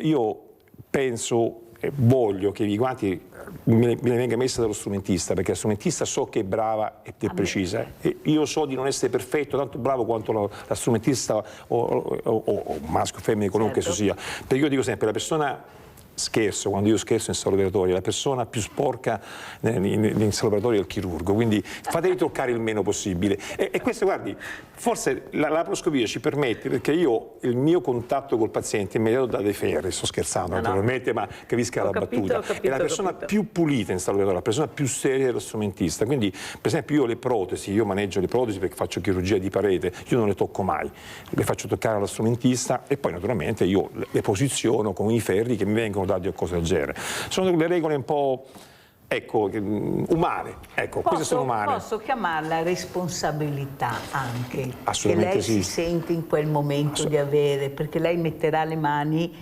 su questo paziente e la responsabilità di capire, come ha detto lei, che io devo avere la massima sicurezza, il massimo igiene e la massima professionalità, che non c'è dubbio, perché tutti assieme faremo ottimi risultati. Questa sensibilità, emozioni, professionalità, quante cose, quanti ingredienti in un'operazione. Abbiamo Adriano da Campalto, vai Adriano. Intanto buongiorno a lei signora e al dottore chirurgo. Volevo parlare un attimo col chirurgo, e volevo intanto ringraziarvi, perché se non ci fosse voi, la vostra preparazione, la vostra pulizia che c'è sugli ospedali, sono molto contento, perché io mi piace molto la scienza chirurgica, anche se sono anziano, però mi piace che quello che state facendo voi realmente per il popolo. Però c'è un problema, il dottore, che giustamente mi mette il dubbio, e chiedo scusa se farò perdere un po' di tempo alla signora. Io mi trovo su una situazione, dottore, che quando c'era il Covid, no, era tutto pulito, tutto igienizzato, tutto... Adesso sta succedendo una cosa all'incontrario e io non so come muovermi, no? Perché dicevo l'altro giorno, anche la signora ha ascoltato la mia telefonata, che giustamente ci troviamo, dottore, con dei pullman veramente che una volta col Covid erano molto puliti. Adesso ci troviamo che abbiamo dei pullman, ci allontaniamo con la mano, siccome si parla tanto di virus, fino a che punto crea il virus?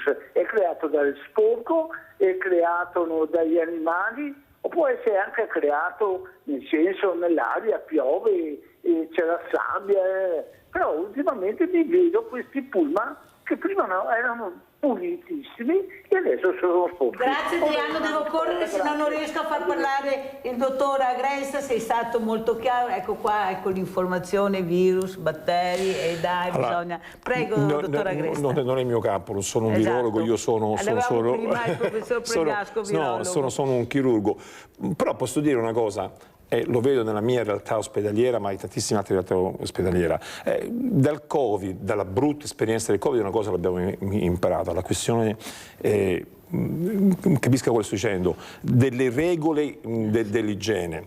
Per esempio, l'orario visita, che sembra una cosa così banale, no? È ovvio, è umano che ci sia la visita dal paziente, però io dico sempre, ricordatevi che i peggiori untori per i pazienti è chi viene da fuori e porta dentro, quindi il fatto di rispettare l'orario, prima si entrava in 2 o 3 persone, adesso si entra soltanto una persona, si lascia fuori i propri indumenti, sono cose che noi continuiamo ancora a fare ed è una cosa che abbiamo imparato purtroppo dal Covid come contingenza, ma l'abbiamo assolutamente imparato, non è che abbiamo imparato, lo sapevamo, abbiamo imparato ad applicarlo in maniera più precisa e più costante. L'antivirus lo dimostra il topo. Abbiamo parlato prima col professor Pregliasco, non bisogna mai abbassare la guardia e bisogna fare prevenzione. Allora andiamo a vedere anche queste immagini che ha portato il dottor Agresta, molto importanti per farvi capire a casa di cosa si tratta. Andiamo a vedere l'appendice, andiamo a sentire, anzi vedere più che altro perché sono immagini. Accesso, partiamo con la prima, Andrea. Ecco, qui cosa stiamo vedendo, dottor Allora, questa è importante, no? Dicevo prima la questione di vedere. La laparoscopia ci permette di vedere l'addome, le immagini come una scatola, che però ha dei recessi. Questa è la parte più bassa, dove nella donna c'è l'utero, c'è l'ultima parte dell'intestino. E purtroppo il pus in questo caso va dappertutto, perché è come un'infiltrazione di acqua in un muro, parte da un punto ma dopo te lo trovi a distanza. La laparoscopia ci permette di poter pulire. È una cosa proprio estremamente meccanica e banale, ti permette di pulire bene quelli che noi chiamiamo in termini tecnici i recessi e di controllare tutta la cavità addominale con 3 piccoli accessi, che non è una questione estetica. Uno pensa che la laparoscopia è una questione di estetica, è l'ultimo nostro problema, l'estetica. È ovvio che noi lo consideriamo, perché no? Ma è la possibilità di poter controllare in laparoscopia tutta la cavità addominale. Questa è una funzione non solo terapeutica, come in questo caso che abbiamo visto, perché ci permette di pulire, ma anche diagnostica. Io entro dentro e posso vedere tutto. Le devo dire che facendo questo tipo di approccio, tante patologie misconosciute che tu magari non avessi fatto caso, perché tu entri a destra e il problema è a sinistra o viceversa, mi riferisco di parte dell'addome, e ti permette di vedere e quindi di poter fronteggiare. Mi è capitato nella mia esperienza di entrare di fare un intervento di laparoscopia per una patologia benigna e di dover riscontrare una patologia non benigna che era 10 cm più sopra e che nessun esame in quel momento mi faceva vedere. La laparoscopia ha la funzione diagnostica, noi diciamo sempre è l'ultimo atto diagnostico ed è il primo atto terapeutico ed è fondamentale, specialmente nell'urgenza. Io sono un chirurgo generale, sono un chirurgo d'urgenza e credo nella laparoscopia soprattutto perché mi permette di completare la diagnosi, che è fondamentale.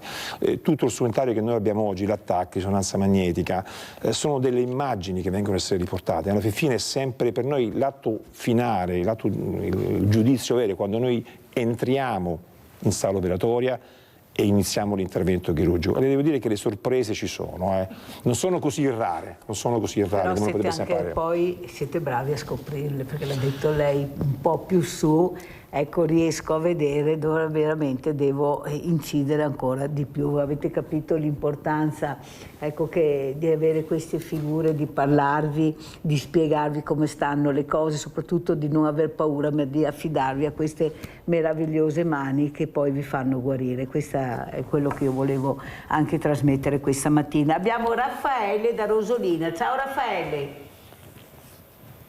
Pronto? Non lo sento. Andiamo a vedere altri video o altre immagini, vediamo dalla regia cosa ci mandano. Dottora Agresta, ecco qui cosa stiamo vedendo. Questo è un caso che io ho portato anche a diversi congressi sull'orrore della diagnostica. Allora vedete, questa purtroppo mi ricordo perfettamente questo caso, donna giovanissima portata al tavolo operatorio con diagnosi e sintomi di appendicite. L'appendice era quel tubicino che stava sopra e purtroppo sotto c'era un tumore. Questo qui che voi vedete, un tumore anche brutto, anche molto aggressivo. Anche grande? Sì, anche grande, cose del genere, ma è l'aggressività del tumore. Un tumore che lì, se noi avessimo fatto questo stesso intervento con il taglio, avremmo tolto l'appendice, non avremmo fatto caso a questa lesione, purtroppo la signora avrebbe avuto dei problemi. Questo ci ha permesso ecco, questa è la parte finale che sta finendo. Ci ha permesso di poter fare diagnosi.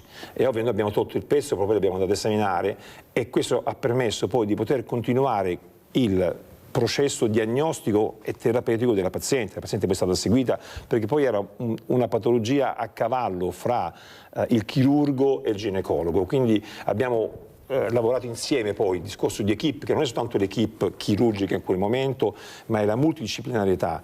Oggi noi non possiamo lavorare da soli, io ho bisogno del cardiologo, del radiologo, del ginecologo, dell'urologo, come loro hanno bisogno di me. Lavoriamo insieme, non c'è più one man show o il primo ballerino di altre cose, lavoriamo insieme, quindi questo è stato poi diviso con, mi ricordo perfettamente, il ginecologo di competenza, l'oncologo, perché poi ho dovuto decidere che cosa fare e andare avanti nel processo per curare questa signora, ma è un video di diverso tempo fa, insomma, quindi il ruolo diagnostico. Io ho avuto diversi chirurghi, l'ultimo anche il dottor Leoni, che fa parte anche del CIMO, questa rappresentanza di medici, e sono molto preoccupati perché mancano anche i chirurghi in sala operatoria. Ecco, sente anche lei questa mancanza di figure, perché cominciano a essere molto preoccupati, dico la verità, dottora Agresta, ho sentito questa preoccupazione, la sente anche lei? Allora, sì. Le spiego, stiamo vivendo due avvenimenti importanti. Uno secondo me molto bello. Io ritorno al discorso di prima, sono fratello di 4 sorelle, ho una moglie, ho 2 figlie femmine, quindi sono circondato da donne. Bene, e nella mia equipe di adesso ho 5 donne. E le posso dire che, ma lo dico con sincerità, le donne rispetto all'uomo hanno una marcia in più. Voi donne avete una marcia, ma lo dico con... grazie, dottora Agresta, lo invito tutti i giorni, grazie. No, avete quella sensibilità, perché uno pensa che il chirurgo deve essere un lavoro di forza, lo era, io ricordo quando ho iniziato io, dovevi famoso tirare le valve, no? Tu ti attaccavi, tiravi la valva mentre il chirurgo operava, adesso la laparoscopia ha completamente sovvertito questa cosa qua, devi essere molto fine, molto preciso, e voi donne avete quell'intuito che noi non abbiamo. Avete però una cosa che è bellissima ma al tempo stesso però non vi aiuta nel lavoro, che si chiama maternità, sì. Che è bellissima. Io credo che, vi ripeto, penso che essere mamma è una cosa stupenda, io non l'ho provato, sono papà, però purtroppo non vi aiuta perché la legge comporta un certo coso, e quindi questo è il primo non è mica la legge, dottora Agresta, sono gli uomini. Noi dobbiamo combattere, non è la legge, dottora Agresta, mi dispiace. No, ma sono d'accordo con lei, E senza capire, e qui glielo dico, che forse la parola che lei ha detto, la maternità, siamo noi donne. Sì. Ecco, qualcuno lassù ha deciso che fossimo noi, non voi. Sì. E sono convinta che con voi non ci sarebbe neanche il mondo, perché ecco, io sono convinta di questo, lo dico, perché vede, dottora Agresta, il problema è che c'è questa rivalità. Io continuo a dire che dobbiamo smetterla di dividere tra uomini e donne e di parlare di persone. assolutamente d'accordo con lei. Ecco, io sono veramente convinta che dobbiamo smetterla di fare maschile, femminile, bambino, bambina, ma parlare di persone. Questo vale per il mondo dei fragili, che io chiamo diversamente agili, perché odio la parola disabilità, siamo noi disabili, non loro. Noi stiamo portando in giro questa mostra bellissima, io ci sono, una mostra itinerante, perché questi genitori hanno deciso di far vedere questi ragazzi, queste ragazze, queste persone, perché sono emarginati, perché non hanno aiuti, perché non riescono a trovare lavoro, nonostante abbiano anche dei diplomi. Perciò capisce bene che il lavoro da fare è lungo e dobbiamo fare squadra senza continuare a dividere tra uomo e donna. Ecco, lo dice lei stessa, ma quanti anni ci abbiamo impiegato per capire che la donna all'interno della sala operatoria è una figura determinante? Lo dicono i suoi colleghi quando io li ospito, sempre, comunque, se non avessi la figura femminile guai. Allora forse un po' alla volta ce la faremo, ma che fatica, ragazzi. Ecco, io penso che è l'uomo che deve aiutarci, la figura maschile che non deve più vedere questa donna come una rivale oppure come una persona che non avrà mai le possibilità di farcela, ma invece che di una persona che ha tutte le possibilità per farcela. Ecco, io partirei da questo. Andiamo a vedere altre immagini, che vediamo cosa ci racconta il dottor Agresta. Ecco, e voi a casa, che sono sicura che dite, mamma mia, cosa sto guardando? Cosa sto guardando adesso? Cosa stiamo guardando, dottor Agresta? Sempre il ruolo del diagnostico della laparoscopia. Questo si chiama diverticolo di Meckel, è un residuo che qualche volta noi abbiamo di quando siamo nella pancia della mamma, che collega l'intestino alla placenta. Normalmente questo qui poi si chiude, viene mobilitato. Qualche volta rimane questo piccolo tubicino che ricorda un appendice e non tanto lontano dall'appendice, si può infiammare come un appendice. Ecco, può capitare che tu un tempo lo portavi al tavolo operatorio, facevi il taglio, non riuscivi a trovare la causa, dovevi allargare il taglio per trovare questo diverticolo di Meckel. La laparoscopia con i stessi 3 buchetti ti permette di poter fare questo intervento. E le devo dire, e anche qui ti fa capire l'importanza della laparoscopia. Da quando c'è la laparoscopia, i diverticoli di Meckel è il nome del chirurgo che ha scoperto, cioè dell'anatomo che ha descritto questo diverticolo, sono aumentati in maniera importante, perché è più facile trovarli. È come se io entrassi in un conto da fuori, qualcuno mi dice in quella stanza c'è una TV, un conto che io vado dentro e la posso vedere di persona senza fare neanche fatica per cercarla. Ribadisco il concetto diagnostico della laparoscopia, per cui io ti porto a tavolo operatorio pensando che è un appendice e poi trovo la vera causa responsabile del tuo essere acuto in quel momento, che è il diverticolo di Meckel, e questa è una grandissima differenza. Poi, se posso, immagini questo nelle donne, ecco, parliamo di donne in età fertile, dove lì vicino all'appendice abbiamo l'ovaio, la tuba, sono talmente vicini fra di loro che molto spesso un'infiammazione dell'uno può coinvolgere l'altro e viceversa. Ecco, questo ci permette di fare diagnosi, di portare l'intervento chirurgico, e la chirurgia laparoscopica viene chiamata chirurgia gentile perché noi cerchiamo di rispettare il più possibile 2 cose. Intanto la cavità addominale. Lei ha usato prima la parola fragile.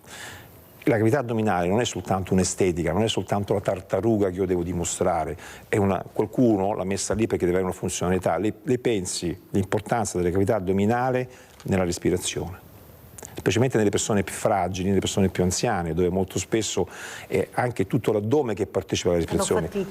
Se io lo taglio, per quanto io sia bravo a ricostruire, in qualche modo ho offeso questa cavità addominale. La laparoscopia, col fatto che tu hai questi 3 buchetti, minimizza il danno alla cavità addominale. Sono più questi tagli enormi. Che ripeto, uno pensa a una questione estetica, anche, ma non è questa. E poi c'è altre 2 cose della laparoscopia che è fondamentale, che noi non pensiamo.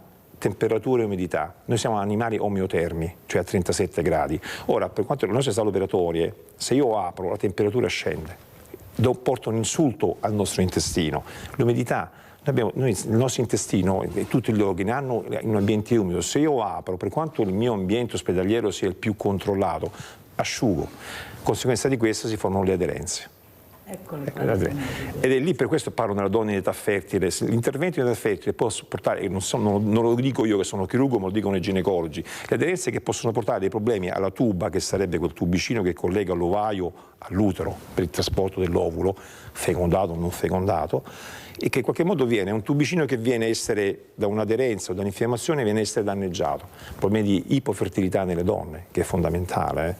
Abbiamo imparato queste cose qui, a trasportare e ottenere sempre risultati migliori. Io lo inviterei tutti i giorni, non so la moglie se sarà d'accordo, ma lo inviterei tutti i giorni perché sta spiegando con una semplicità incredibile, ecco, il corpo umano, ecco la meraviglia di questo corpo umano, questa meravigliosa macchina perfetta in tutti i sensi, che poi appena si rompe qualcosa, se non fai prevenzione è difficile, però abbiamo queste mani d'oro.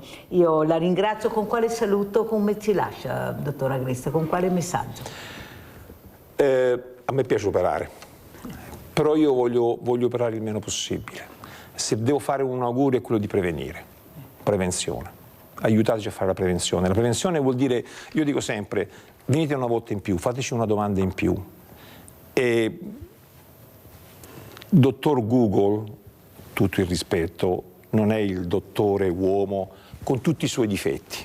Quindi aiutateci a curare, e aiutateci a curare vuol dire con la prevenzione, che è la grande differenza, che è fondamentale. Grazie al dottor Ferdinando Agresta, chirurgo, di essere stato con noi, direttore UOC di chirurgia generale veramente all'ospedale di Vittorio Veneto, è stato veramente un piacere averla ospite. Grazie dottor Agresta. E adesso andiamo a vedere il vostro assegno. A chi è stato? Grazie.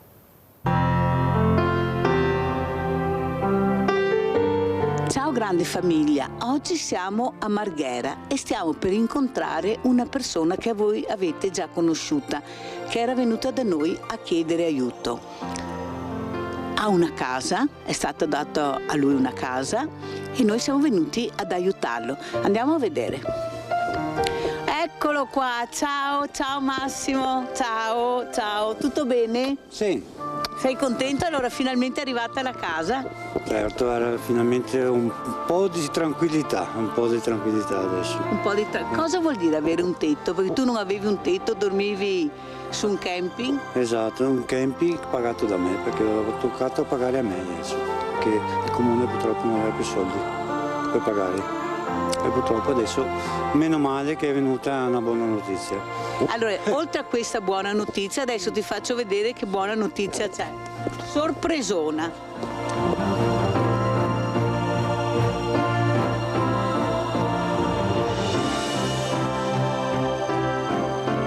E come vedi è arrivato il frigorifero e anche la lavatrice, guarda, e anche la borsa della spesa.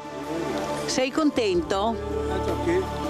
Vedi cosa vuol dire avere la grande famiglia che ti protegge?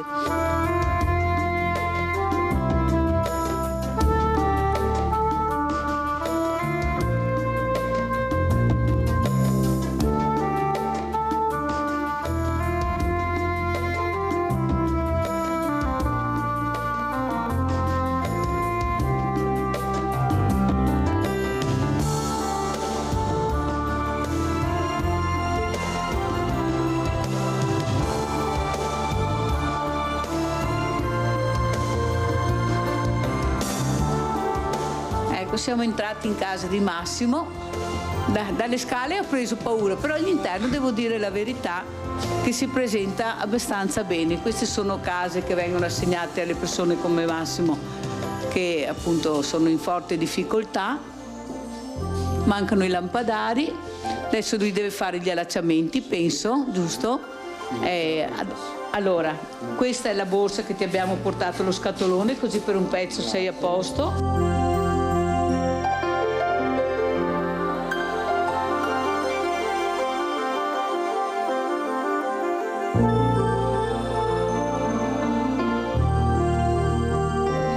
Questo è l'assegno massimo della grande famiglia di Rete Veneta, perché oltre alla casa adesso bisogna fare gli allacciamenti, hai delle spese da sostenere, questo assegno verrà monitorato, tutti gli scontrini che spenderai dovranno essere portati alla signora Silvana Tosi, che fino adesso ti ha aiutato, perciò sarà monitorato tutto quanto, in attesa che tu ti metta a posto anche con l'appartamento. Cosa vuoi dire? No, io vorrei ringraziare intanto Rete Veneta che mi ha fatto questo assegno e speriamo che quest'anno vada meglio per tutto questo che devo fare.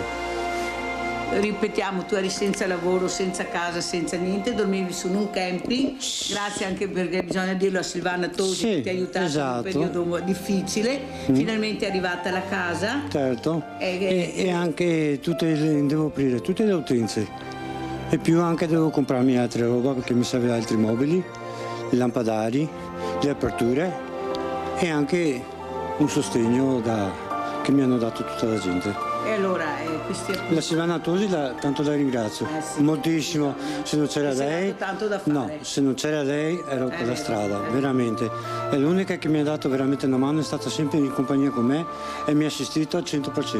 Bisogna dirlo perché quello che è di Cesare è giusto dare i premi anche a chi se li merita. Certo. Allora mi raccomando Massimo, io verrò a controllare per fare le pulizie, deve essere tenuto bene e adesso vediamo se riusciamo a trovare anche qualche lavoretto, qualcosa. Magari. Grazie alla Silvana che si darà da fare. Io vi ringrazio tantissimo, grande famiglia, avete visto che anche questa settimana i vostri soldi sono andati, speriamo a buon fine, per aiutare Massimo a rimettersi in piedi. Ce la farà, noi ci proviamo, sta a lui la buona volontà. Ciao, grazie, al prossimo assegno.